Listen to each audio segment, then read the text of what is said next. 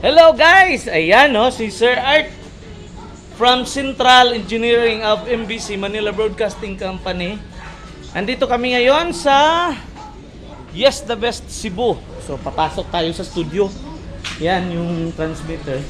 Dito ako nagsimula. Dito nagsimula si Tita Chola, no? Ayan. Hello! Andito ngayon, hi! DJ Inday Garotay ng Yes the Best Cebu. Hi! Hi, maayong hapon. Yes, yun! Malinog mo. Ang gopa kayo. Okay, so dito papasok tayo sa loob ng booth. Dito nagsimula si DJ Tita Chola ng Yes the Best Cebu. Dapat na ang ano. Oo nga. Wait lang, hold on. Sige. Diba? With us is DJ Rina Chinita! Rina Chinita. Yan. Pinakanindot ni siyang studio dere sa Cebu nga ako nakita ug akong nasudlan. Ito yung station na kung saan nagsimula si DJ Tita Chola. Yan. Ang ganda talaga dito. Tapos maganda pa yung DJ. Wow. Ha! Ayan. Ang ganda dito, no? So, and sorry lang ta kay wa pamantay driver pamantay.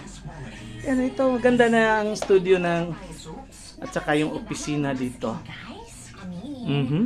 Yan. So, papakita nila yung Yes the Best Christmas logo. Oh, yun! Yan. Rina Chinita. Yes! Thank you, ma'am. Welcome! Yes, ayun. So, kita-kits na naman tayo sa next collaboration natin sa Operation Tulong. Yes, Operation Tulong. Everyday nangyayari ang ating serbisyo sa ating mga listeners na nasa MBC family. Ayan. So, guys, thank you. Adlig ka, time check. Ayan, oh. Yes, the best Cebu. Alright, thank you. Guys, sa FM, walang iba. Yes, the best yan. That's 91.5. Yes, the best. MBC, Manila Broadcasting Company. Okay, so dito talaga ako nagsimula. Yung Tita Chola ko, ito yung bumuo na station, na studio na to.